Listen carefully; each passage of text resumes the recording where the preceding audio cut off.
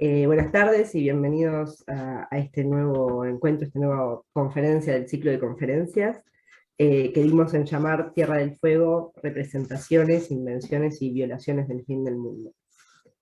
Hoy tenemos a Sergio Mancilla, que nos va a presentar su trabajo llamado Memoria Poética de la Violencia Fundacional de la Patagonia Moderna. Y para contarles un poco quién es Sergio, para quienes no lo conocen, les cuento que Sergio, nacido en la isla de Chiloé, es investigador de literatura y profesor de castellano y filosofía en la Universidad Austral de Chile, en Valdivia.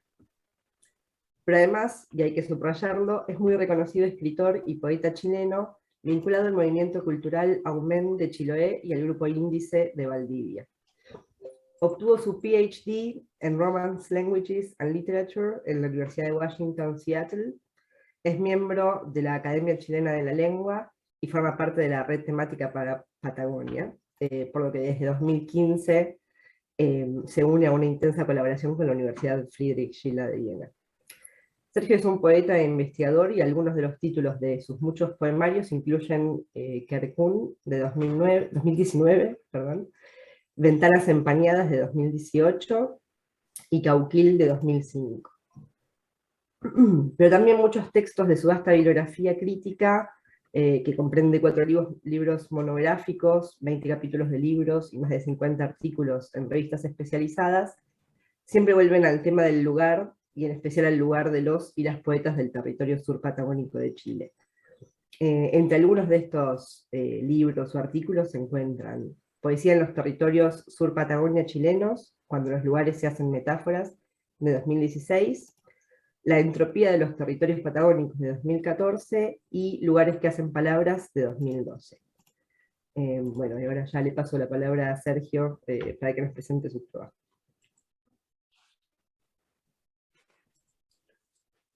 Muchas gracias. Muchas gracias a la distinguida audiencia. Espero se me escuche. Quiero pedir disculpas en primera instancia porque mi voz muy nasalizada no tiene que ver con un cambio de estilo en el aula, sino a un resfrío más o menos intenso. Y bueno, y si me da un ataque de tos por el camino, como le decía a alguien antes, bueno, me disculparán porque espero que no. Efectivamente, yo en esta oportunidad quisiera compartir un breve trabajo sobre la memoria poética de la violencia fundacional de la Patagonia moderna, pero lo he querido hacer a propósito de un libro en particular, El cementerio más hermoso de Chile. En algún momento había pensado hacerlo con una especie de mirada más panorámica de la poesía de la Patagonia, pero cuando comencé a tirar las primeras líneas me di cuenta que el asunto iba para largo y no era para un trabajo como este que tiene un tiempo acotado. Vamos a partir primero con esta imagen, un poquito, y luego a medida que avance voy a ir pasando algunas, no son muchas, porque la idea es que voy a leer un texto escrito. Entonces, quisiera en esta ocasión pues proponer una reflexión provisional que estimule, ojalá, alguna discusión sobre la memoria que la poesía patagónica elabora, desarrolla, muestra o defiende en relación con aquello que Mabel Moraña ha llamado la violencia fundacional. Me refiero a la violencia con la que se fundó la modernidad patagónica, aproximadamente entre 1860 y 1920, y a los modos en que un siglo después, o sea, ahora, la literatura, la poesía en este caso, trata con ese pasado violento, ese periodo en que se produjo lo que podríamos llamar la acumulación originaria local, que fue al mismo tiempo a la par con la expansión territorial de los estados nacionales de Chile y Argentina. Cabe asimismo preguntarse, ¿por qué la poesía que hoy puede considerarse propia de las tierras australes cuando encara la cuestión de su propia modernidad, termina siempre de una manera u otra conflictivamente confrontada con el origen violento de una modernidad levantada, al menos en su primera época, sobre cadáveres de indígenas y obreros. No vendrían a ser memoria exclusiva, no de los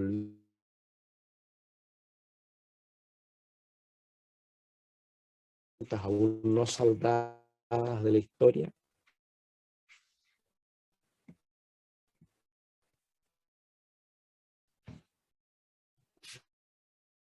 Nacido en Punta Arenas, Formoso de Chile.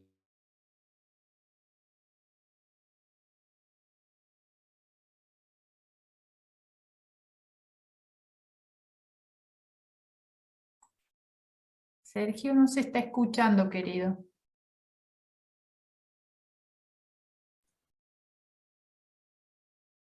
Ana. Sergio, ahí estás muteado y se dejó de compartir Sí. la pantalla. Quedaste en un momento como con mala Algo conexión. pasó en el camino. Se cayó Ahora sí. el... Sí. ¿Ahora se ve? Sí, ahora sí. Ahora se ve. Voy a seguir. Y ahora Entonces recuperamos decía que esto. la poesía de Cristian Formoso, que nació en Punta Arenas en 1971, en particular la de su libro El cementerio más hermoso de Chile, publicado en 2008, es un ejemplo de este doble movimiento, es decir, histórico y metatextual. La escritura de Formoso en este libro se despliega como una batalla contra la depreciación de la memoria histórica, pero también contra la depreciación de la propia poesía, la que no deja de ser, por decirlo de alguna manera, expresión orgánica de un tiempo presente, el nuestro, que desde la perspectiva de nuestro poeta se caracteriza por hacer de su trágico pasado fundacional un espectáculo despojado de genuina humanidad. Los textos de Formoso esta vez los he tomado principalmente de la sección Panteón, sucursales, del volumen antes mencionado. Son testimonios ilustrativos de esta lucha de incierto desenlace contra la depreciación de la memoria y de los signos que se supone la determinarían como un patrimonio que debiera ser pletórico de humanidad y justicia.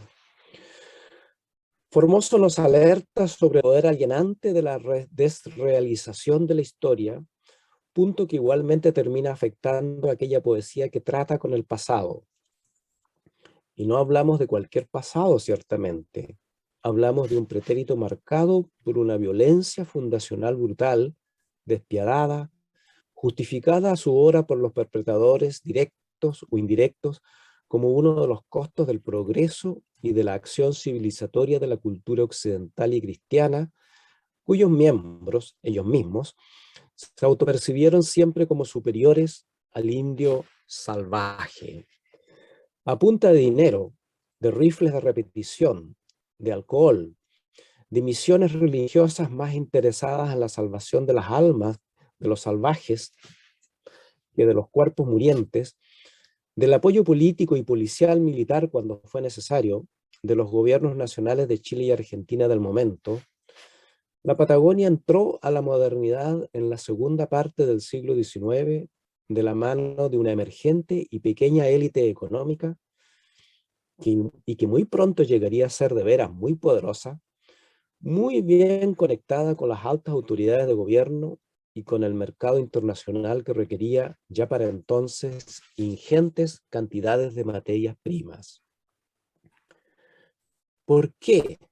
Pregunto, a veces la poesía se empeña en hacer memoria del origen, de hacer memoria del origen de su propio tiempo. ¿Qué clase de memoria? Pero, ¿cómo saber cuál es el verdadero origen? De la mano de Walter Benjamin podríamos dar una respuesta posible.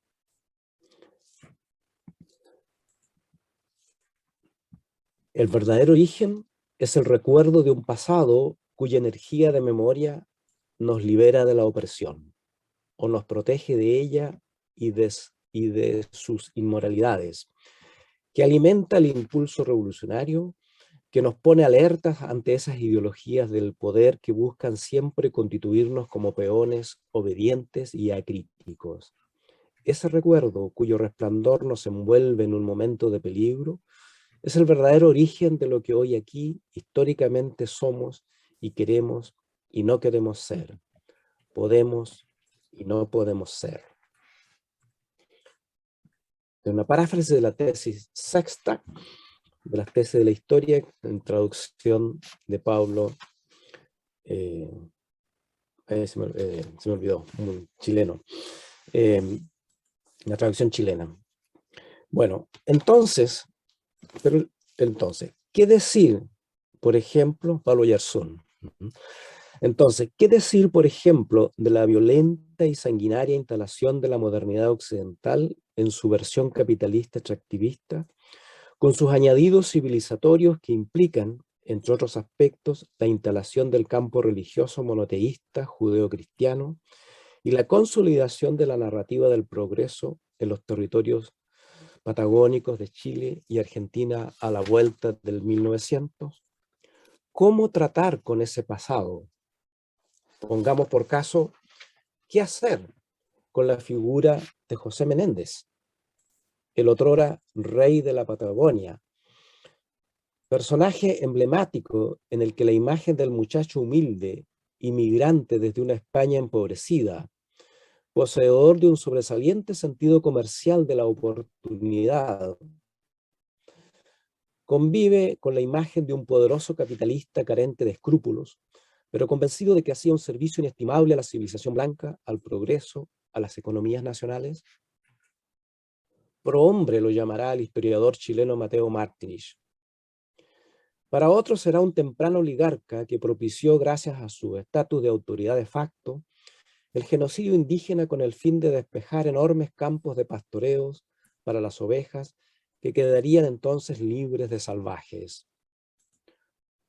O cabe verlo, si se quiere, también como un exitoso hombre de negocios, poseedor de una habilidad comercial indiscutible, que supo neutralizar a sus competidores o, en su defecto, hacer alianzas estratégicas con ellos y con la clase política de entonces, desenvolviéndose con una impecable lógica de competitividad y aprovechamiento de oportunidades absolutamente en sintonía con un orden capitalista monoproductor en su forma más exitosa del momento.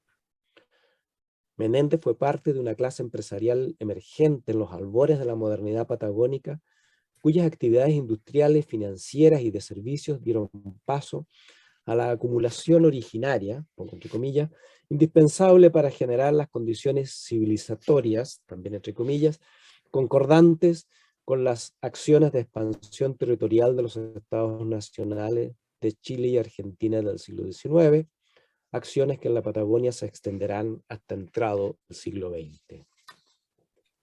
Vuelvo a preguntar, ¿qué hacer con esta memoria? ¿Cómo metabolizarla de manera que no se vuelva una simple pieza inerte en el museo del pasado? Dice Benjamin, aferrar una imagen del pasado tal como éste le sobreviene de improviso al sujeto histórico en el instante de peligro. Sí, diríamos, a condición de que no olvidemos de que la imagen del pasado no es solo y exclusivamente imagen del pasado. Es, y quizás sea lo más primordial, imagen del presente empeñado en comprenderse a sí mismo con imágenes del pasado. Y si este presente se halla, como sugiere Benjamin, plagado de peligros, entonces la memoria del pasado puede ser un soporte crucial para sobrevivir al campo minado en el aquí y el ahora.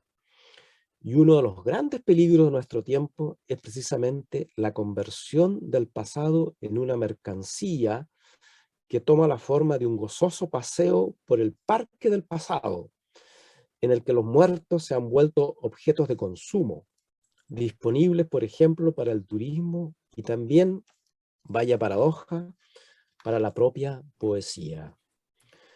Las víctimas de la violencia fundacional se ven de nuevo expuestas en el jardín de aclimatación, el que ahora, eso sí, Formoso, en este caso, lo representa como un gran cementerio, comillas, el cementerio más hermoso de Chile, cierre de comillas, según reza la publicidad turística de Punta Arenas y que sirve de título a uno de los libros más significativos de la poesía patagónica contemporánea. Formoso traza en clave de poesía un vasto panorama de las diversas maneras en que la trágica historia de la Patagonia se ha ido convirtiendo en reality. Es decir, una memoria fetichista, desrealizada, hecha espectáculo, cada vez más despojada de humanidad y de significado histórico. Ya no se trata solo de ocultar deliberadamente hechos luctuosos del pasado o de enfatizar el rostro civilizatorio de Occidente y asumir la barbarie propia de los procesos de expansión imperial como el, comillas, necesario costo para disfrutar de las bondades del llamado progreso. En estas narrativas del progreso, digo, por más discutibles o inaceptables incluso que sean, la barbarie todavía se le sigue reconociendo como tal, aunque se la muestre, como a veces suele ocurrir, como excesos o desbordes cometidos por sujetos que actuaron por cuenta propia. El verdadero peligro de hoy radica en que a la barbarie, aún en sus manifestaciones más abominables, se la evoque simplemente como espectáculo, como un simulacro de memoria, como un campo estetizado de entretenimiento y placer, como un despreocupado trajín en los entresijos de una memoria histórica perfectamente deshumanizada, en la que las víctimas no son sino personajes de un teatro de variedades, en el que el verdadero drama histórico y moral simplemente queda borrado. Formoso incursiona justamente en este trato aberrante con el pasado. Lo hace de una actitud irónica, en cuyo trasfondo se percibe la amarga percepción del Chile neoliberal de los primeros años del siglo XXI, cuando la escena del consumo chatarra y la consecuente conversión masiva de la realidad en imágenes de consumo y entretenimiento prevalecían, y siguen aún prevaleciendo, en las prácticas de la cultura neoliberal. Voy a saltar esto. Oigamos al respecto al propio Formoso. El reality lo tienen en pantalla. El reality será estilo pionero, al estilo de las grandes radionovelas, de obreros y pioneros de los años 20 en la Patagonia. La idea es encontrar la pareja ganadora, la merecedora de ser enterrada a orillas de este estrecho. El asunto es portarse como cadáveres, que todas las parejas se porten como cadáveres, compartiendo sepulcro sin salir durante toda su vida. El premio final será una gran tumba con vista al estrecho y visitas de turistas al sepulcro amarradas a todos los paquetes promocionales de la Patagonia. Se suma a esto el nombre de alguna calle y la conmemoración del ardor de la pareja, bautizando con su nombre un concurso de poemas a la reina del invierno. La pareja ganadora, como en todos los realities, será elegida por el público. Este es un texto que se titula Oro Colorado en conferencia de prensa anunciando el gran reality en el cementerio de la Patagonia. Está en las páginas 145 y 146 del libro El cementerio más hermoso de Chile. El gesto poético escritural de Formoso se inscribe en lo que Svetan Todorov llamaría las comillas, las trampas de la memoria.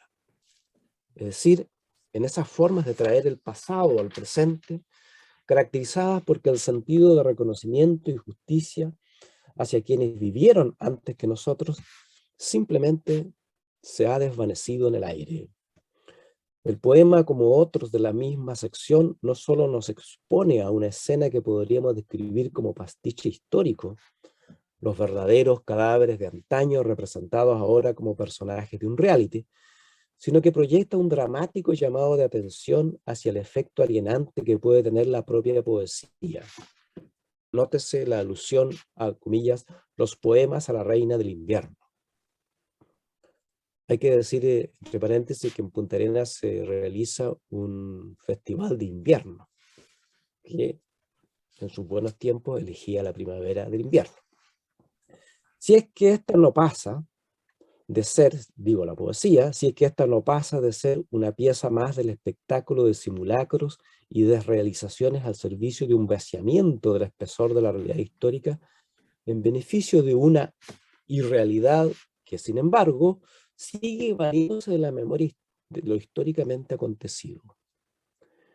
Esto lo volvemos a ver en el poema Murga Popper, Carnaval de Invierno, Premio Mejor Murga 2000, extracto, artículo, revista, empresa privada. Todo esto último es el título de un texto. El texto que tienen en pantalla viene un poquito más adelante. Dice una parte del texto cuyo título largo acabo de nombrar. Dice, al ritmo de música de corre guachín, los artistas disfrazados de pioneros, de obreros y de indios repartían alegría y hojas con poemas de autores locales. Corre guachín, dicho sea de paso, es una agrupación musical especializada en cumbia villera, muy popular en la zona austral allá por la década del 2000, poquito más. Tratar con el pasado es un asunto sin duda escurridizo. Más allá de que determinados hechos pretéritos puedan ser reconocidos como fundacionales, nuestra relación con el pasado es una función del presente y se debe a él. Generar y sostener una relación esencialmente desrealizada, ficcional del sujeto con las cosas del mundo, incluido el pasado histórico, suele ser una de las estrategias de aseguramiento de la continuidad de un orden sustentado en la mercantilización masiva de lo real. Y entiéndase esto no en el sentido de hacer simplemente negocios con hechos o imágenes del pasado. Por ejemplo, con las fotografías de Martín Gusindi convertidas en postales. En ellas, incluso siendo postales, las marcas de barbarie no se borran del todo, sino en algo mucho más radical y definitivo: convertir el pretérito en un no pretérito e instalarlo en la modernidad como la última moda o tendencia en materia de espectáculos de masas, en este caso, en un reality en cuyas escenas las huellas de la barbarie terminen diluyéndose del todo. Y no porque se haya tendido un manto de olvido sobre la barbarie, sino porque ésta se le despoja de toda consideración moral y prevalece sin contrapeso la ausencia total de respeto hacia las víctimas. Víctimas y victimarios se regocijan a la hora de la gozosa representación del reality destinado a los obedientes boyeristas de la nueva, comillas, irrealidad que todo lo espectaculariza. ¿Qué puede hacer la poesía ante esto? La de Formoso al menos se manifiesta como un llamado de atención de orden político y moral sobre la deriva de nuestra memoria histórica de nación chilena, en la que ni siquiera el nacionalismo de viejo cuño tiene ya lugar. Nacionalismo tradicional decimonónico, digamos, el que defendía al menos un proyecto de nación real, una nación blanca, por supuesto, civilizada a la usanza francesa, o más bien parisina, habría que ser más preciso, cruel, racista, clasista, pero que destilaba todavía una cierta cultura favorable a una nación, a una noción de soberanía nacional. La frase amor a la patria no era una frase vacía. Un siglo después del genocidio indígena en Tierra del Fuego y de las feroces represiones obreras en Santa Cruz y Magallanes, la figura de José Menéndez bien podría ser la del protagonista de un reality. Personaje de entretenimiento que se ocupa de aumentar cada día su hacienda y de llevar alegres estadísticas de cuántos indios menos van quedando en su territorio. A menos indios, más ovejas, claro está.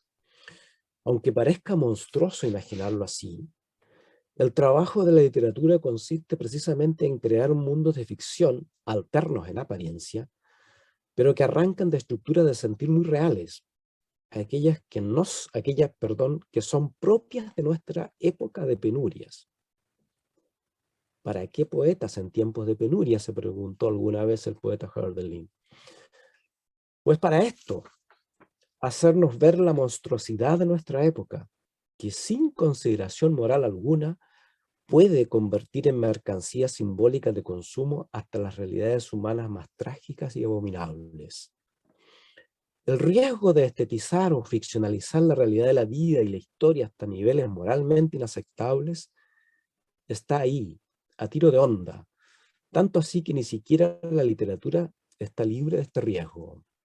Esto último, a mi parecer, explica la constante ironía metapoética de Formoso en este libro suyo, como forma de contrarrestar el hecho de que en tiempos de penurias los poetas, obnubilados por su propia estetización del horror, puedan terminar siendo parte del engranaje de la desrealización y la consecuente depreciación de la memoria. Ahora viene el texto que está en pantalla. Intervención electrónica al sepulcro reality. Proyecto ganador Fondar 2006. Descripción del proyecto. Consiste en la instalación de tableros de gran formato a la entrada de los sepulcros, donde se lleve a cabo el reality. Los tableros serán pintados con secuencias de números y escenas de indios cortando orejas a las ovejas. Frente a cada panel habrá una escala dispuesta y una cámara fotográfica que retrate a los que suban, que verán una pantalla a través de un agujero. En la pantalla una mujer de 3 pechos, desnuda, bailará frente al grifo cubierto de orejas de indio. También habrá un DJ desnudo mezclando canciones de discos en forma de oreja, que podrían ser escuchadas usando una serie de audífonos colgados de la escalera. La mujer cada 1 minuto simulará matar al grifo con un arco de soldador. Al bajar la escalera, la persona recibirá una foto de sí misma matando a un indio. Está en la página 147, 148 del libro El cementerio más hermoso de Chile. Formoso, remedando el lenguaje burocrático de los proyectos de cultura del Fondo de Desarrollo de las Artes, que eso significa FODART, tan en boga hasta ahora en el Chile post-Pinochet, se vale del modelo ficcional de los realities para exponernos a una verdad brutal: la violencia fundacional de la Patagonia moderna, recordada en el contexto de un país que ha apostado, por lo menos hasta la fecha de la publicación del libro de Formoso, por una sociedad de mercado y de consumo en el sentido más radical de la expresión, se vuelve espectáculo que oscila entre mal gusto y un pseudo vanguardismo estético moralmente inaceptable en cualquier caso. Espectáculo que explota hasta la saciedad un modo de vivir en que la ficción ha venido a reemplazar la realidad, no porque no se sepa distinguir qué es ficticio y qué no lo es, sino porque al acuciante espesor de lo real histórico se prefiere el aturdimiento placentero e indolente, proporcionado por una ficción que se acomoda perfectamente a la deriva de un sujeto programado contra cualquier forma de memoria histórica e insurgente. Tras la matanza, en otro pasaje, tras la matanza de, diríamos, 1 minuto, se escuchaba el canto a Magallanes, que es un himno, y los que habían sido muertos se levantaban para vengar sus asesinos. Era realmente conmovedor ver el espectáculo. Esa es otra parte del poema Murga Popper. La ironía poética con que Formoso alude a un espectáculo televisivo en el que se significa un pasado deshistorizado, que es al mismo tiempo signo de un tiempo presente de miseria histórica. Esta es la manera en que el sujeto lírico de Formoso se apodera, comillas, de un recuerdo tal como éste relampaguea en un momento de peligro. Nos hace ver la poesía de Formoso que ese instante de peligro está aquí, entre nosotros, en la forma de una práctica política que denodadamente trabaja a favor de la desrealización de la historia. Su poesía en este contexto es, entre otras cosas, un esfuerzo por apoderarse de un recuerdo histórico que ha sido alienado y que ha de ser desalienado apelando a la estrategia discursiva de la ironía, de manera que el lenguaje poético se vuelva un espacio discursivo de subversión.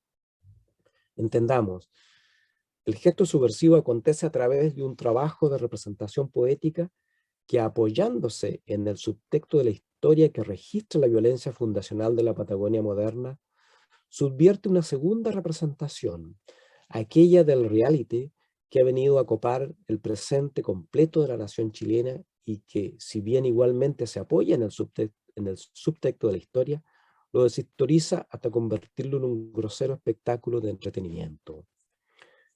De manera que el gesto de Formoso, al fin de cuentas, hay que verlo como un esfuerzo por rehistorizar la memoria fundacional, usando como estrategia una forma de reproducción discursiva que remeda las prácticas semióticas de una sociedad que convierte en mercancía todo lo que toca. Ese remedo es el poema, que en Formoso está a medio camino entre la reproducción del lenguaje prosaico y funcional de las agencias al servicio de la espectacularización de la realidad y al tradicional lenguaje metafórico de la poesía fundado en la creatividad autorial. La poesía de Formoso siempre atenta a los efectos de las imágenes y discursos que los medios propagan y que capturan a los sujetos reduciéndole a la condición de sombras, como en la caverna platónica.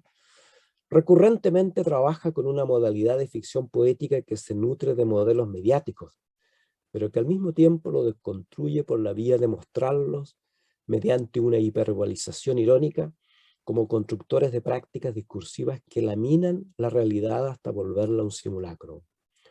La imagen del, comillas, cementerio más hermoso de Chile, tratada como metonimia de un país completo y aún de una época entera, funciona como la llave con que se abre puertas a escenas en que la dimensión hiperbólicamente grotesca de lo representado hace que la escena llegue a verse como pastiche.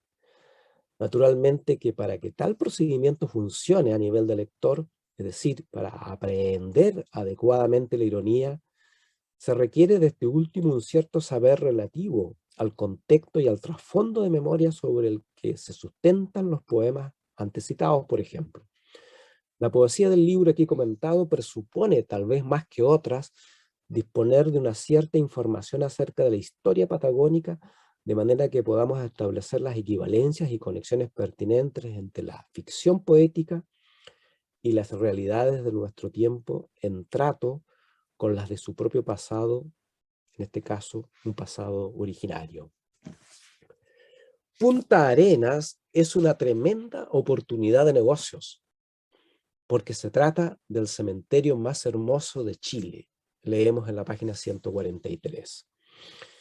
Los versos citados repiten, por supuesto, lo que se suele decir como lugar común, lo que se suele oír como lugar común de parte de gerentes empresariales y autoridades económicas de gobiernos que ven en el Chile actual o en alguna región particular un campo expedito para la realización de buenos negocios. De hecho, los versos pertenecen a un poema que se presenta como alocución de un gerente de la cadena McDonald's.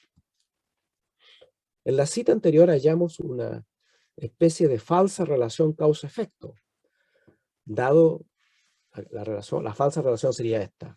Dado que Punta Arenas es el cementerio más hermoso de Chile, entonces es una, comillas, excelente oportunidad de negocios. Se trata de una afirmación que exige leerse en clave irónica, ciertamente. Los muertos de este cementerio son los grandes consumidores de la patria. En este caso, consumidores de comida rápida, vendida por los locales de McDonald's. Muertos que son presentados como habitantes de un cementerio, el más hermoso de Chile, el de Punta Arenas. Cadáveres que gozosamente son constituidos desde esa maquinaria productora de deseos y satisfactores rápidos, simbolizada en la comida McDonald's, que les termina anulando toda visión en profundidad del horizonte histórico y social de sus propias vidas. Con su poesía, Formoso arremete contra un orden de cosas regido por la depreciación y obsolescencia programada. La vida, la muerte, la historia, la memoria, la naturaleza, la arquitectura del cementerio, la poesía misma, en fin, todo de una manera u otra es afectado por la depreciación. Lo trágico es que para los economistas neoliberales la depreciación es condición indispensable del milagro económico. No así para el poeta, pues según sus palabras, cito, la función de la palabra milagro y su evidente carga divina viene a ser de chileno, o sea, del adjetivo chileno, el reverso de la palabra milagro. Significa en verdad el derrumbe total. Eso lo leemos en la página 346, 347 del libro aquí comentado. En un tono que ya no es irónico, dicho sea de paso. Hay aquí, desde luego, el despliegue de una posición ideológica contraria al modelo de desarrollo chileno vigente a la vuelta del siglo XXI. Por lo que la actitud cultural política que sustenta el libro no está en absoluto en sintonía con los principios de una economía de mercado a ultranza. Pero de esto se trata precisamente, de disputar en la arena política de las representaciones discursivas un trato con el pasado y con el presente. No hay que olvidar eso. Que no se rinda simplemente a las políticas discursivas y semióticas del poder dominante. Hora entonces de instalar una visión insubordinadamente historizada de la Patagonia.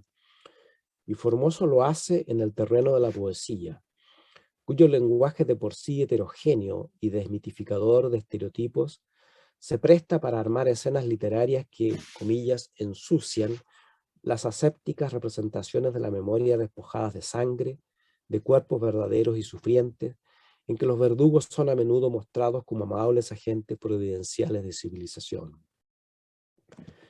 Masacrar a los indígenas es un acto bárbaro, pero en la lógica de una sociedad de mercado en la que las consideraciones morales no cuentan, tal atrocidad se la puede rememorar simplemente como un reality show.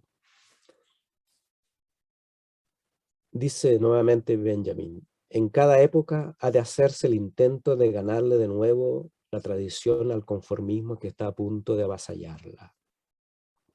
La poesía de Formoso, como la de Juan Pablo Riveros, la de Pavel Oyarzún o la de Astrid Fugeli, entre otras, arranca de lo que podríamos llamar un historicismo crítico, una ocurrencia mía, en la medida en que se erigen como un intento de ganarle de nuevo la tradición al conformismo.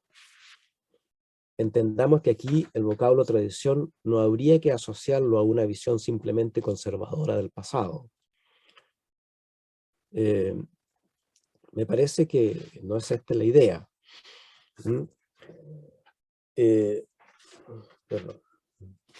Tradición, en este caso, habría que entenderla más bien como un patrimonio valioso de la memoria histórica que debe resguardarse de los efectos avasalladores del conformismo, tan caro a las clases dominantes que preferirían siempre echar tierra sobre la génesis violenta de su propio poder de dominación.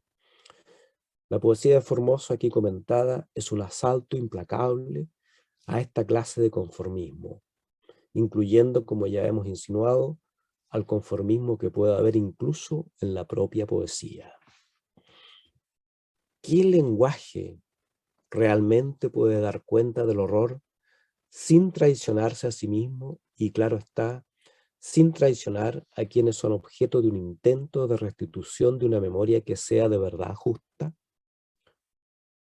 Digamos que en principio ninguno, porque la sola verbalización del pasado en la forma de un determinado relato sería ya una especie de falsificación interesada del mismo. Entonces, ¿significa que habría que callar? Ciertamente no, porque callar ante el horror constituiría de facto su aprobación moral. Pero por otra parte, no es cierto que todo relato del pasado sea una falsificación, por más funcional que sea a determinados intereses del presente. No es lo mismo el interés de reconocer a los prohombres del pasado, que puede ser legítimo, de hecho lo es, que reconocer a las víctimas de esos mismos prohombres, algo que también es legítimo. Formoso, en este punto, es un poeta comprometido con la develación de las capas obliteradas de la memoria histórica, pero, al mismo tiempo, es un poeta muy consciente del riesgo de que la poesía, su propia poesía incluso, se torne un espectáculo, reality, simulacro de sí misma, algo que se hace notar, como ya dije, en su insistente actitud irónica, que no es sino una práctica de deconstrucción metapoética sobre el propio ejercicio de hacer memoria con la poesía. Semejante estrategia escritural hace emerger un paisaje ficcional de pálidas precariedades ontológicas si se lo compara con el duro paisaje de la historia, ese donde mandan los cuerpos y sus ausencias y no solo las palabras, como sucede con el de la poesía. Óyeme, Señor, en este mundo contaminado de pecado y radioactividad, tú no culparás tan solo a un poetucho provinciano que, como todo poetucho provinciano, soñó volarse la cabeza y bla, bla, bla, bla.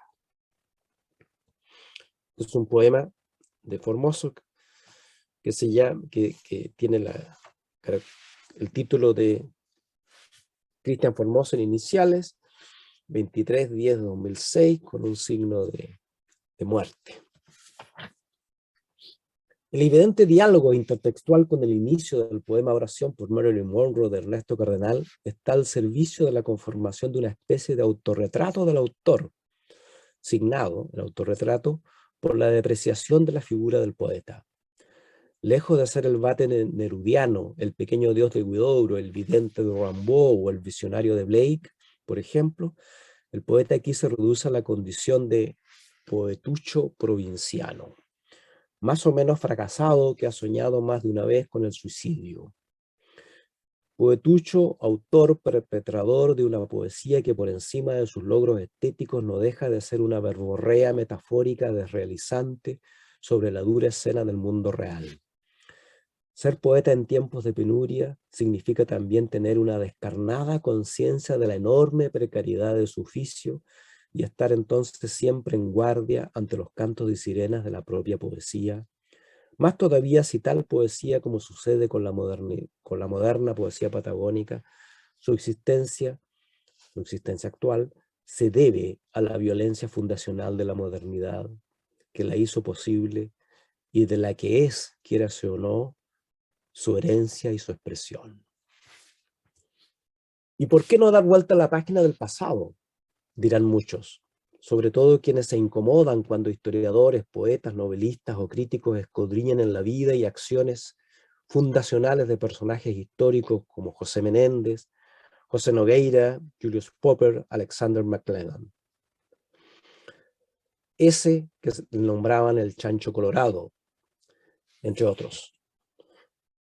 Si la pregunta anterior es legítima, también lo es su contraparte. ¿Y por qué se habría de dar vuelta a la página del pasado? De ese pasado, si en él hallamos las huellas y sentido de nuestras propias penurias presentes. Quizás el asunto no consista en dar o no dar la vuelta de la página al pasado. Después de todo, el pasado efectivamente vivido no es ningún libro, sino de comprender y resolver ojalá las contradicciones de nuestro propio tiempo. Los poetas son voces de su época, no del pasado de su época. Y el trato que suelen hacer con la memoria, cuando lo hacen, no es sino el resultado de un esfuerzo a menudo fallido, provisional siempre, en todo caso, de elaborar imágenes y narrativas en las que su propia época muestre sus fisuras, contradicciones, plenitudes, sueños y fracasos. A veces el trabajo de los poetas también consiste en asumir el derrumbe de su propia época y en consecuencia el derrumbe de su propia poesía, porque cuentas más, cuentas menos, su propia poesía es expresión de su época. ¿Para qué poetas en tiempos de penuria entonces? También para dejar testimonio, ¿por qué no?, de que la poesía es finalmente una promesa, en cierto modo, eternamente incumplida de retorno a la pureza y a la plenitud. Voy a terminar con un pasaje, un último texto, que no está tomado ya de la sección que yo he analizado, sino de otra parte que dice: de allí el oleaje sin nombre, revivido, y el derrumbe que acontece día a día, se anuncia con un ramo de estrellas temblorosas, se esparce con sus llaves extraviadas para siempre. Nadie entra a favor de estos sepulcros, ni el tatuaje de la nieve se lleva por señuelo. Sin embargo, todo será hermoso y ocurrirá de esta manera. Se levantará el viento una mañana y no parará. Astrid Fuguele predice el derrumbe del cementerio más hermoso de Chile. Quedo disponible para conversar. Discúlpeme si me he pasado un poco de tiempo. No, perfecto. Muchísimas gracias, Sergio, por esta presentación. Gracias. Y sí, abrimos a las preguntas, los comentarios que surgen.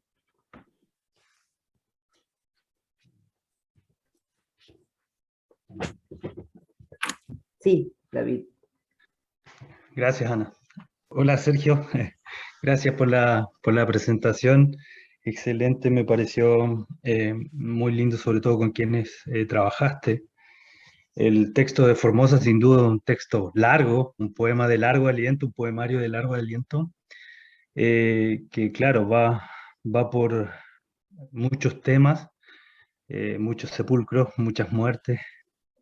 Recorre, cierto, también varias épocas. Tú hablaste de la violencia fundacional. Este año, cuando se inaugura el Congreso Futuro, un profesor de la Universidad de Chile colocó una ponencia donde dice una frase que también es muy representativa de esta violencia. Dice, el pasado no cabe en la historia. ¿Ya? Y eso da cuenta un poco de este juego entre la historia y sobre todo la literatura y esa labor de la poesía, que tú la representas muy bien en esta frase de Hölderlin, el gran, loco, hermoso poeta, de ¿para qué poetas entonces en tiempos de penuria? Partamos con esa relación que tú hiciste y te quiero preguntar cómo ves tú entonces esta literatura que toma sobre sus hombros una tarea que pareciera que la historia de alguna forma queda al debe o no ha sido capaz de representar tal vez, o no ha sido capaz de contar, no ha sido capaz de narrar, y sin embargo los poetas son los que narran de una u otra forma esta violencia histórica. No terminé de escuchar porque te me quedaste pegado. No sé si fue mi conexión o la tuya. Pero, Sí, ¿puedes repetir la pregunta? ya. Era como... súper difícil repetirlo. Es una forma resumida. Pero no, Claro, sin la introducción, porque esa sí que no la escuché bien. ya. Entonces quedamos en eso, que el pasado no cabe en la historia, pero era fundamentalmente cómo ves tú esta relación que se da sobre todo con una poesía del sur de Chile y el demarcar la violencia fundacional en los espacios y los intersticios donde la historia no ha estado. ¿Cómo ves tú esa relación en que la literatura de una u otra forma se tiene que poner en la mochila de una historia que no ha sido capaz de narrar la misma historia? Bueno, a ver, tu pregunta se podría abordar desde de dos o tres perspectivas, digamos. Una de una más teórica, otra más histórica, pero tratando de atender, digamos, para el caso, yo diría que es un hecho que la literatura se ha hecho cargo de la mochila de la memoria histórica trágica, incluso mucho antes que la historia misma, que la historiografía misma, vamos a decirlo así. Pensemos que Juan Pablo Riveros, en la década del 80 del siglo pasado, inicio de la década del 80, escribe de la tierra sin fuegos. Pero antes, incluso, ya en la década del 30 o 40, Francisco Coloane ya había escrito en sus cuentos, en sus ensayos, en sus crónicas, incorporado la cuestión de la memoria histórica. Ya estaba este asunto. Entonces, a mí me alegra que en el siglo XXI se hayan hecho excelentes estudios históricos, no sé, sobre que se Menéndez, por ejemplo, la que hizo nuestro colega que estuvo en una ocasión pasada. He leído su libro y es realmente muy bueno, digamos. Pero se hizo en el siglo XXI y no es culpa de él, digamos, simplemente. O sea, se hizo en el siglo XXI. Pero la literatura se había hecho cargo de este tipo de memorias hace, no sé, 50 años atrás, 60 años atrás. Así es como ha ocurrido realmente. Entonces, yo tengo la certeza de que en el trato con la memoria y sobre todo con los horrores de la memoria, la literatura suele llevar la delantera en los trabajos sobre ese tema que luego se hacen en otras disciplinas. Suele llevar la delantera no porque pretenda ser una ventaja, digamos, simplemente, sino que se debe al hecho de su propia naturaleza. Como yo sugería de paso ahí, la literatura, en este caso yo hablaba de la poesía, pero se puede extender a todos los géneros literarios. La literatura, por naturaleza, es siempre un trabajo de experimentación con el lenguaje. Y cuando es una forma de experimentación con el lenguaje, es siempre una forma de llevar a los terrenos, digamos, las representaciones del mundo a terrenos que no son los habituales. Por lo tanto, siempre la literatura va a funcionar como una suerte de cuña que está generando una fisura donde aparentemente no había fisura. Y eso incluso hasta los autores que pueden ser, comillas, políticamente oficialistas. Incluso hasta ellos. Porque por algún lado u otro le va a entrar la imagen de lo efectivamente acontecido. Y ahora, en el caso, mi internet es inestable. En el caso de la poesía patagónica más contemporánea, aquella que podemos rastrear a partir de la década del 70, 80 hacia acá, debemos también entenderla en el contexto de la dictadura chilena, de ese momento.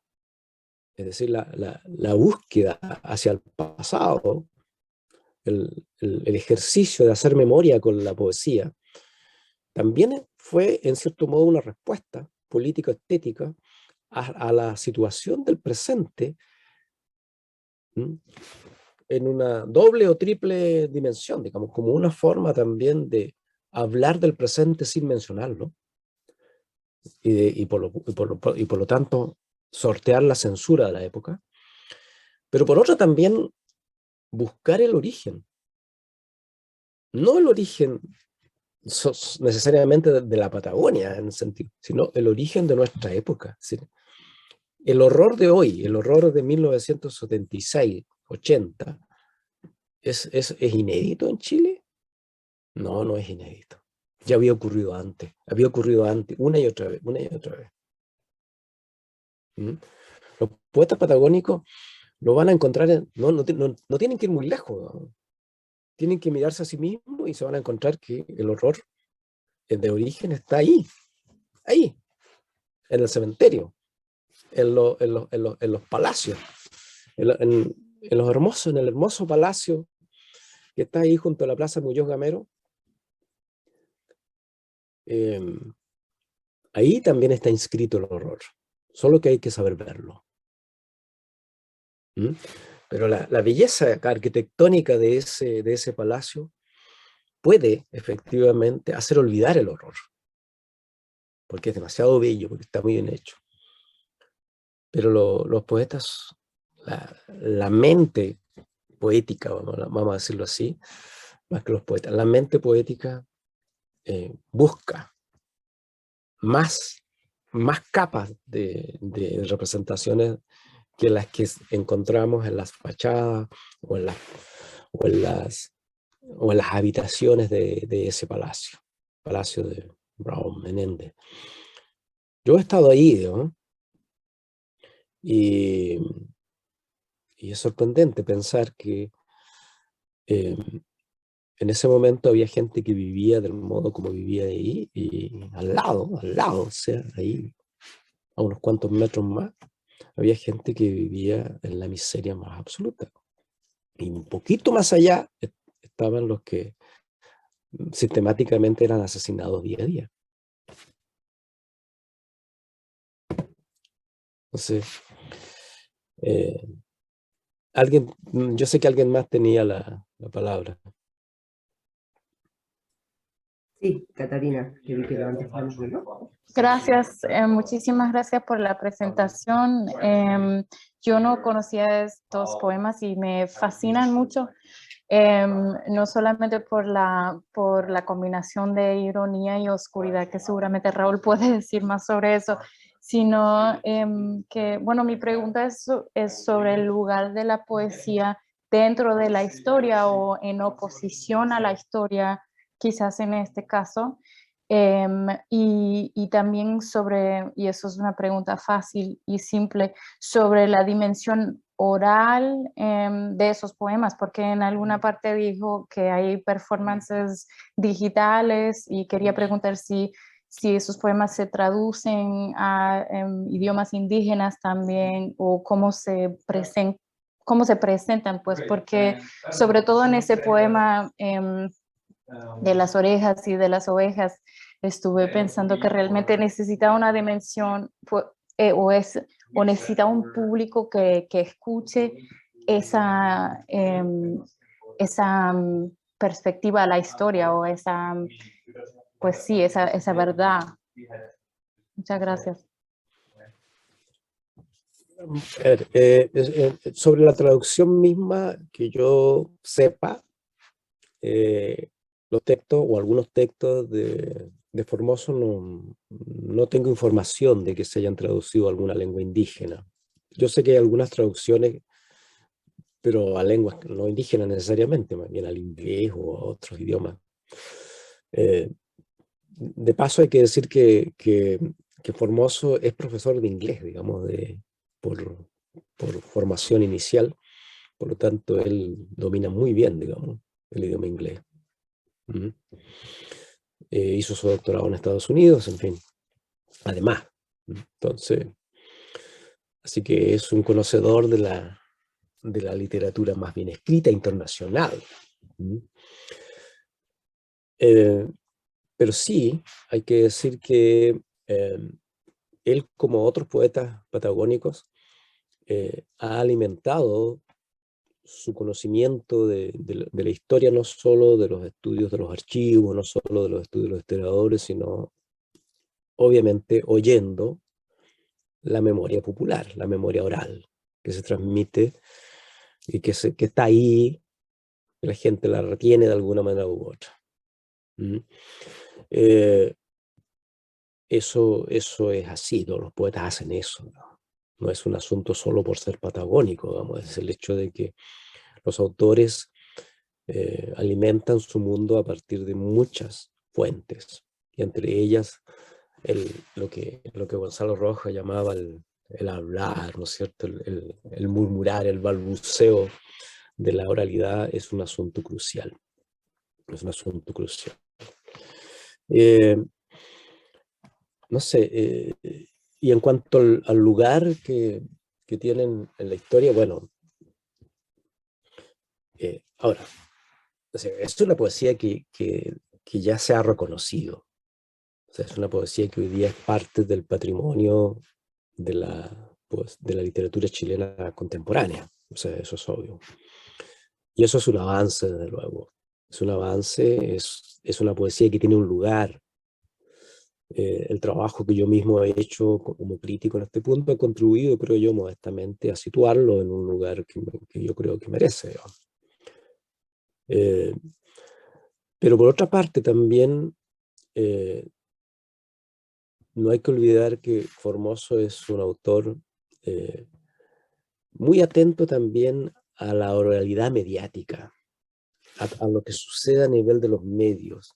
Muchos de los poemas que yo cité del reality show se entienden un poco cuando, no sé, la gente que hemos estado viviendo en Chile en los años de 2010, hubo un momento en que los realities eran una cosa que estaban por todos lados. Uno prendía la televisión chilena y había realities para esto y para lo otro y para lo demás allá. Una suerte de obsesión por un voyerismo casi patológico de mirar qué hacía la fulana de tal con fulano de tal, estos programas de televisión hechos con personas que como que actuaban en realidad y como que no actuaban, como uno no sabía bien si eso era una actuación completamente o era una cámara que realmente registraba la vida, o parecía que eran las dos cosas. En fin, pero daba esa sensación de estar viendo la privacidad del otro. ¿Mm? Entonces, claro, Formoso traslada ese formato a la escena de la poesía. Y el resultado de eso es un tipo de lenguaje que no es exactamente poético. Porque si ustedes se dan cuenta, en los primeros textos, no en el último, no en los textos de él que estaban en las primeras dos diapositivas, son textos en prosa. En realidad es prosa arbitrariamente cortada en forma de verso. Entonces, da la impresión que es verso, pero es prosa. Y no es prosa poética, es prosa prosaica, ¿no? Porque es el lenguaje mediático o es el lenguaje de la burocracia, como en el caso del Fondars. ¿Mm? O sea, el poema que alude al proyecto Fondar es, salvo por las alusiones, digamos, que resultan ser finalmente grotescas y absurdas, pero el lenguaje, el formato es idéntico al tipo de formato, al tipo de lenguaje que hay que usar para los proyectos que hay que presentar al Fondo de Desarrollo de las Artes. Entonces, claro, ahí también hay una suerte de remedio, de burla, digamos, a esa institucionalidad llamada cultural, que de alguna manera u otra, claro, estimula, entre paréntesis, entre comillas, digamos, estimula o busca estimular la creación artística, por ejemplo, el desarrollo de las artes, pero al mismo tiempo es una forma también de domesticarla dentro de ciertos parámetros burocráticos, políticos, en fin, él lleva eso. Pero si ustedes ven en el último poema, el último que estaba en la diapositiva, en el último, el lenguaje es poético absolutamente, absolutamente. Y ya no hay ironía ahí.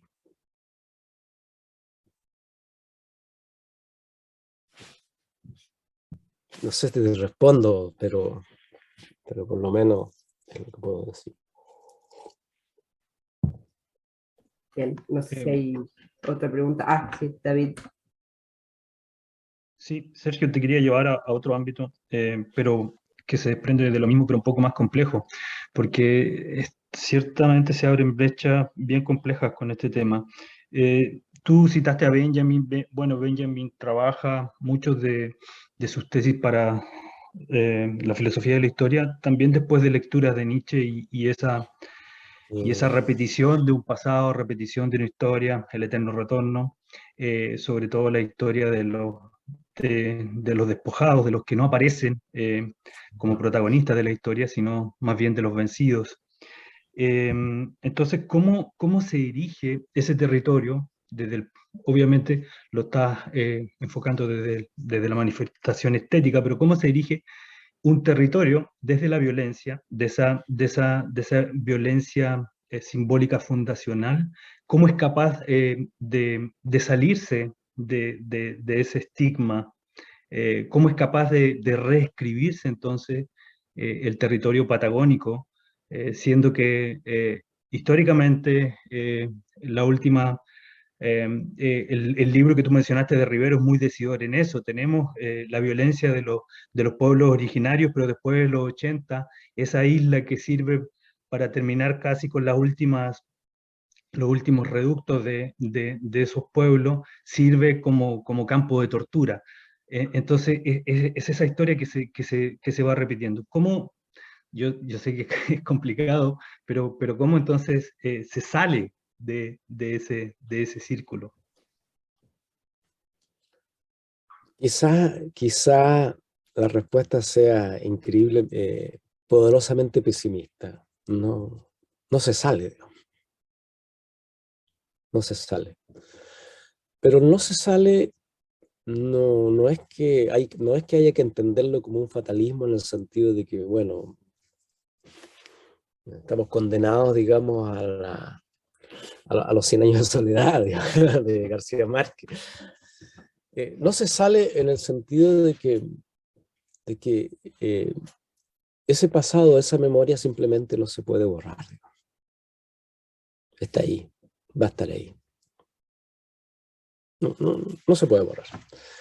Como yo creo que tampoco se puede borrar el hecho de que esa violencia dio espacio a la formación de ciudades, dio espacio a la fundación de Punta Arenas, dio espacio a la instalación de Occidente. Ya, pongámosle con todos los desfases, con todos los, como dicen los micos mexicanos, con todos los desmadres que eso significó, pero se instaló la cultura occidental ahí, la sociedad occidental, los valores occidentales, con todo lo que podemos decir, se instaló. El resultado de eso fueron las ciudades, fue el comercio, fue el negocio. Pero tiempo después, décadas después, tiempo después, fue la literatura. Porque todos estos poetas que hoy día llamamos patagónicos no existirían, desde luego, de no haber acontecido todo lo que aconteció. Entonces, desde ese punto de vista, estamos ante una situación que es nomás. Es. ¿Eh? Es. El asunto está en cómo gestionamos nuestro propio tiempo. Nuestro propio tiempo que tome los resguardos suficientes como para no naturalizar o suponer que acabar con una parte de la población, por ejemplo, humana, es de lo más natural del mundo, ¿no? Porque ese tipo de pensamientos, déjenme decirle, los europeos lo saben muy bien, ese tipo de pensamiento no está muerto.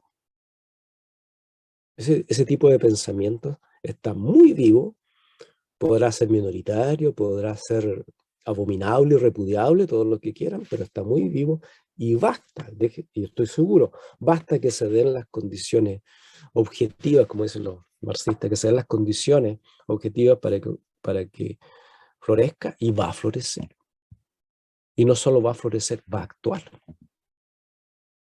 Entonces, desde ese punto de vista, uno podría pensar que la literatura también es, a su manera, modesta tal vez, pero no deja de ser relevante a la larga, un muro de contención contra las formas abominables del ser humano para entenderse con otros seres humanos, o para desentenderse de otros seres humanos. En ese sentido, la poesía es un trabajo moral también, que vale la pena, creo yo, considerarla en esa dimensión. Independiente de que los autores no pretendan hacer ninguna clase de lecciones morales, pero en la práctica opera, funciona, hace lo que hace.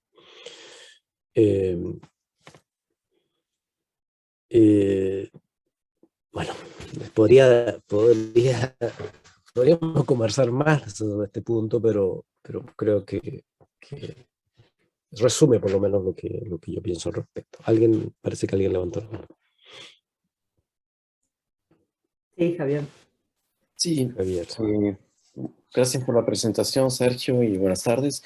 Quiero volver a la pregunta que te habían hecho anteriormente sobre la circulación de estos textos, pero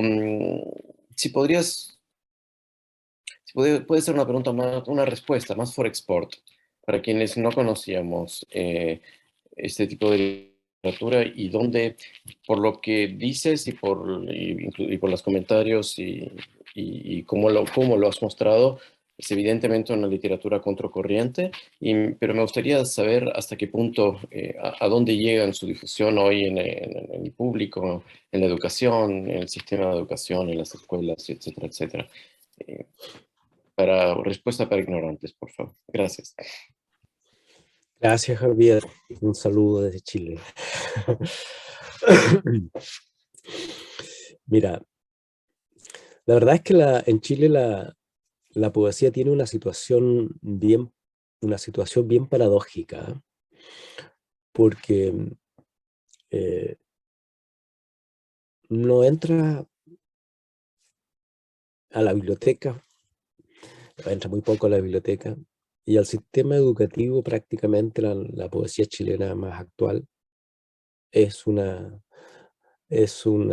ausencia brillante. No está.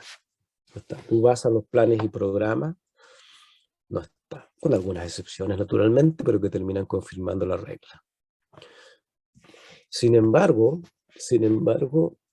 en Chile desde hace mucho tiempo, tal vez por herencia de la misma dictadura, la poesía circula por canales, digamos, informales, y para sorpresa mía, incluso muchos jóvenes que uno no pensaría que saben de poesía, que conocen de poesía, sí conocen de poesía. Se las han arreglado para adquirirla, para enterarse a través de la internet, de los medios, del Twitter o del Facebook, o de otras redes sociales que, sobre todo las generaciones más jóvenes, las usan mucho para difundir la literatura. Mucho más que la gente que venimos de otro momento en que este tipo de medios no eran los que estaban en nuestra época. Hemos llegado tarde a esto. Entonces, si hubiera que hacer un trabajo a nivel de instituciones formales acerca de, bueno, cuánto circula, a cuánto llega la poesía, diríamos que a muy poco. El caso de Formoso, sin embargo, ha ganado un premio importante del Consejo del Libro de la Lectura en su momento, ese libro del que yo comenté, y eso le da visibilidad, pero esa visibilidad no significa que esté en toda la librería o que la gente lo compre por, no sé, por docenas o por decenas, en absoluto, en absoluto. Hoy día en Chile las ediciones de libros de poesía son de pocos ejemplares, 300, 500, o sea, si hay una edición de 1000, es muchísimo. Pero la poesía en Chile circula por esta otra vía, de los medios, en una suerte de absoluta, comillas, lo voy a decir entre comillas, falta de respeto por el derecho de autor, y circula simplemente. No porque alguien se lo atribuya, sino simplemente porque no le piden permiso a ningún autor para ponerla en cualquier parte. Yo mismo me he encontrado con multitudes de textos míos publicados en no sé cuántos lugares, digamos, sin que nadie alguna vez me haya preguntado siquiera si puedo hacerlo. Pero así circula. Así circula. Y sí, así tiene efecto. Y sí tiene efecto. Ahora, no es un efecto fácil de medir. Quizás no es medible, probablemente. Esto no es como el efecto que puede tener, como la televisión, que tenía unos sistemas para medir la audiencia. No sabemos. Pero yo creo que con la perspectiva que ya da la historia, con el hecho, por ejemplo, en el caso del libro de Juan Pablo Rivero, el primero, que es como el clásico de la Tierra sin Fuego, que ya da, es un libro que ya tiene varios años, con la perspectiva que da el tiempo, uno ya se puede dar cuenta de que sí impactan, sí modelan, sí modelan las formas de comprender el pasado y de situarse éticamente ante ese pasado. Sí. Bueno, muchas gracias, Sergio, por ayudarnos siempre a pensar, a reflexionar, a ver un poco más allá, sobre todo los que no venimos de la literatura. Y se me ocurrió pensar que tal como vos has presentado la poesía es una vía de escape, ¿no? Este éxito que vos decís que tienen, esta difusión tan amplia, ¿no? A través de las redes y demás, la poesía tiene éxito.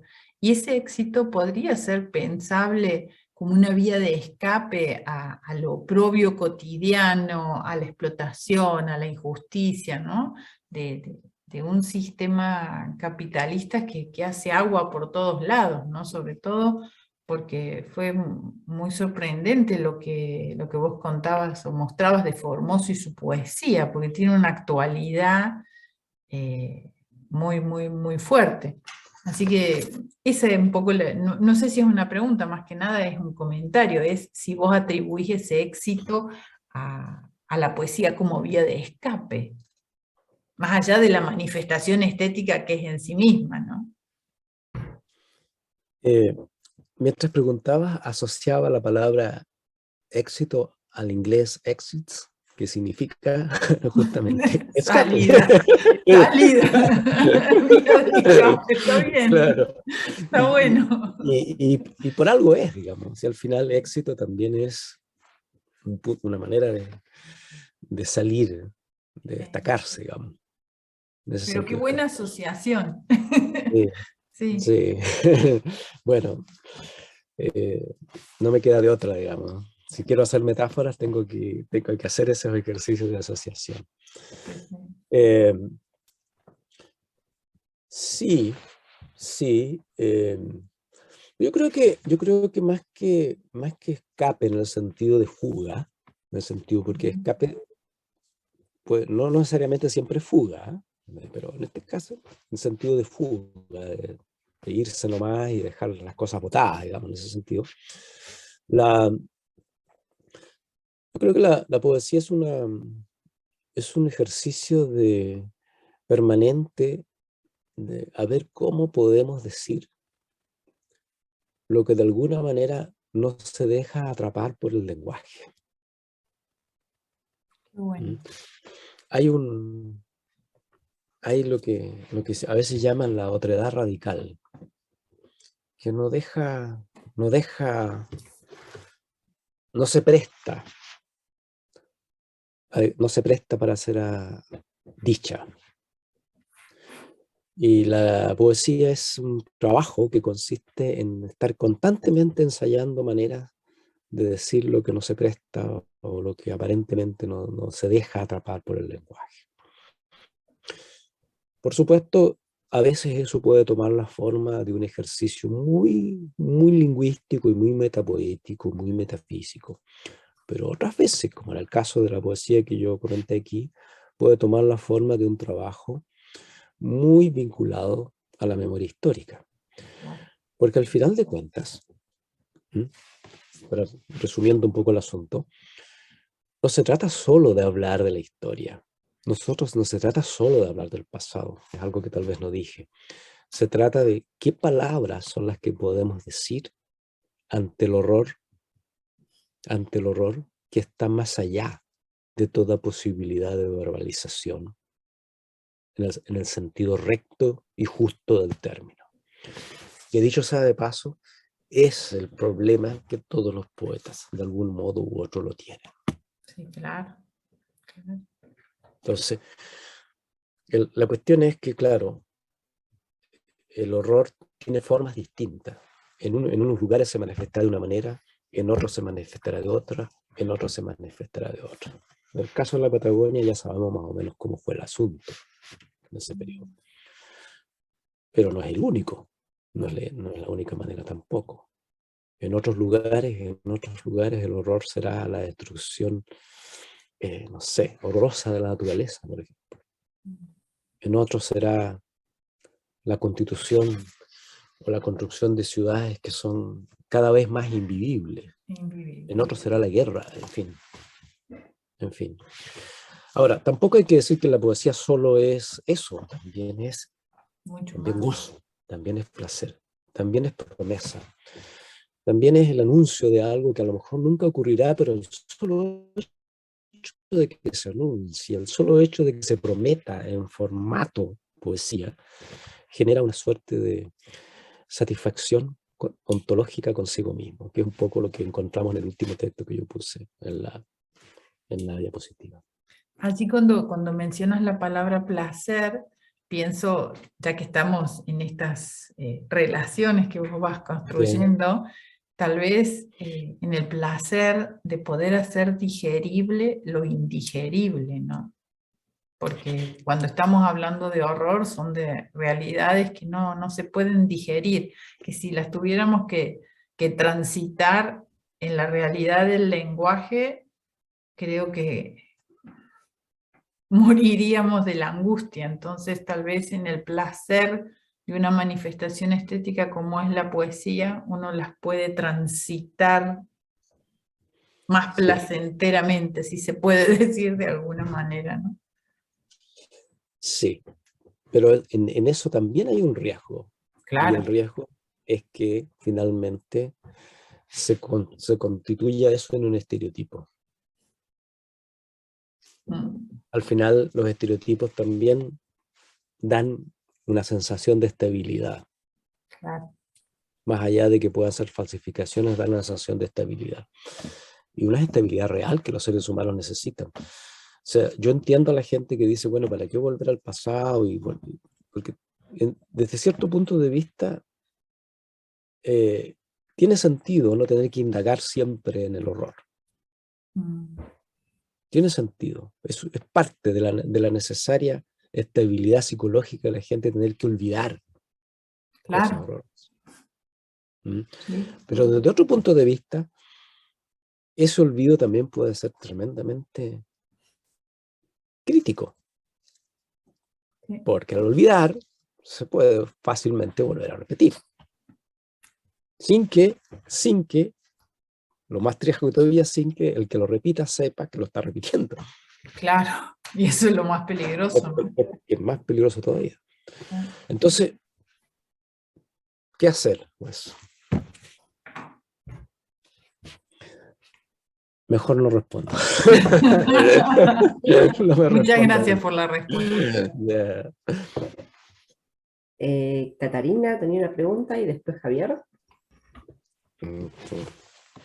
Va a ser súper corto, pero lo que ustedes dicen sobre, yo creo que con Walter Benjamin ya estamos en la dirección en la que va, ¿no? Porque Adorno también dijo que es justamente la poesía que tiene esa dimensión de que pueda enfrentar el horror con dignidad, porque es el lenguaje que desautomatiza, que justamente evita o intenta evitar el estereotipo, que realmente pues está buscando, está desahumatizando y está haciendo el contrario de lo que hacen los medios, etcétera, que están deshaciendo la memoria con hablar demasiado, con crear una narrativa que luego desposibilita todas las narrativas de todas las personas que han sido afectadas, etcétera. O sea que yo creo que la poesía justamente da ese lugar a una perspectiva muy personal, muy íntima, que a la vez es universal y que con la que la gente de diferentes dimensiones pueden identificarse. Pero bueno, eso nomás porque ustedes mencionaron a Walter Benjamin, yo pensé obviamente en Adorno y en el horror de la historia alemana, de la que se ha pensado y hablado mucho en la poesía también. Exactamente, y le han hablado los propios poetas alemanes, desde luego. A ver, yo solamente una aclaración, digamos, yo no soy experto en Walter Benjamin, ni de lejos, digamos, y he leído bastante y la verdad es que tampoco yo he hecho un estudio exhaustivo de las tesis y la historia. Lo que yo he hecho es básicamente tomar una idea un poco fragmentaria y usarla como para generar un argumento. Pero creo que sí tiene sentido. Hace sentido, como decimos en castellano, hace sentido. Gracias. Bien, si me toca a mí, creo entender. Sergio, quería, pero tal vez alguien tenga algo para decir, hacerte una pregunta polémica sobre la cual no tengo ninguna posición, pero me, me estuvo dando vueltas en la cabeza por un comentario que hizo Catarina recién. Y durante todo el seminario, de este seminario, se habla, tratamos de ser muy cuidadosos sobre el hablar en nombre de otro. Y es un tema absolutamente no resuelto. No sabemos qué significa restituir, no sabemos qué significa participar, no sabemos qué significa incorporar, dar vuelta. Tratamos de buscarlo y está probablemente en las preguntas donde tengamos algo, no en las respuestas. En la literatura seguramente existe el mismo tipo de interrogante, es decir, yo no soy escribir una poesía sobre el Holocausto. Acabas de decir, los alemanes han tratado el tema de la posguerra mundial. Bueno, sí, pero son alemanes. Cuando lo hace otro, hay fracturas. En el caso de las poesías que has leído, de los autores que has citado y los temas que estamos tratando, se trata de autores que están netamente de este lado, ¿no? Blancos con privilegios que utilizan un sistema de textos y un sistema métrico, un sistema de rimas, una tradición que viene de otra tradición y que son y han sido siempre, a pesar de lo revolucionario, a la vez estructuras de poder. Hay una fuerte paradoja en eso, ¿no? ¿Tienes alguna reflexión para, no sé, para llevarnos a la casa? ¿Con qué derecho tienen? Si no lo hacen ellos, alguien lo tiene que hacer. No quiero ser polémico innecesariamente. Me interesa ver cómo piensas y cómo ves este peligro de usurpar y de hablar por la voz del otro en la poesía que has citado. Gracias. Ya. Bueno, mira, yo no estoy tan seguro de que estos autores realmente se empeñen en hablar por la voz de otros o erigirse como representantes de. Mi experiencia misma como escritor, ¿no? Más que no solo, ahora hablo del otro lado, digamos, no solo como analista, mi experiencia misma como escritor es que en la literatura hay un cinismo que se va llenando de muchas voces y uno aprende a oírlas y a conformar discursos, textos, haciendo unos entrecruces de voces que vienen de aquí y de allá, de todos lados. A veces eso en la forma se materializa a través de voces distintas, narradores, sujetos que van cambiando de posición, en fin. Es parte del aprendizaje, es lo que es a lo que ha llegado en alguna medida la literatura occidental, digamos, ¿no? Por decirlo de alguna manera. La herencia que nos hemos recibido de la literatura mundial, a la que podemos tener acceso. Pero tampoco tenemos todo, tampoco conocemos todo, digamos. ¿Mm? Tampoco conocemos todo. Entonces, cuando Juan Pablo Rivero escribe De la Tierra sin Fuegos, claro, está escribiendo de su particular relación con Chile y su territorio. Está escribiendo de sí mismo. Pero ese sí mismo de Riveros tiene la gracia de que no es un sí mismo que se agote en la persona Juan Pablo Rivero y en ese entorno individual, sino que se vuelve una suerte de escenario donde empiezan a caber muchas personas, entre ellos los Selman, entre ellos, etc. Y no porque quiera sustituir a los Selman, o porque él quiere erigirse como la voz legítima de los Selman, no es eso. Es porque esas voces también lo conforman a él como sujeto de literatura. Eso lo dice él explícitamente en un texto que escribió muchos años después, Picton o Chucaco, que es un libro como de una suerte de memoria, pequeña memoria. Entonces ahí hay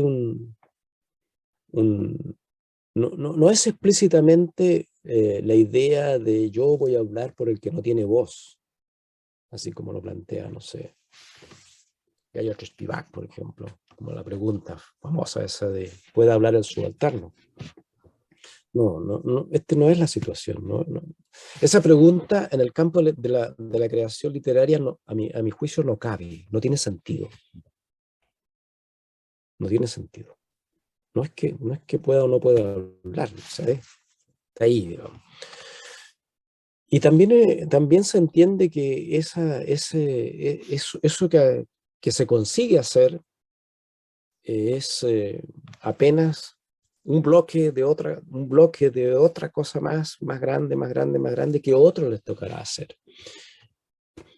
Muchos de los poetas blancos, entre comillas, nunca somos tan blancos tampoco, digamos, pero bueno, más o menos blancos, con esta actitud, con esta apertura, digamos, hacia la memoria, con esta forma de ocuparse de lo local, de su territorio, de haberse dado cuenta de que desde lo local se pueden construir metáforas que tengan un valor universal, han contribuido a abrir el camino para que un poco más tarde, a veces no tan tarde, a veces bastante temprano, aparezcan voces poéticas, por ejemplo, de autores que ya vienen con una memoria ancestral mucho más intensa porque son descendientes de indígenas, por ejemplo.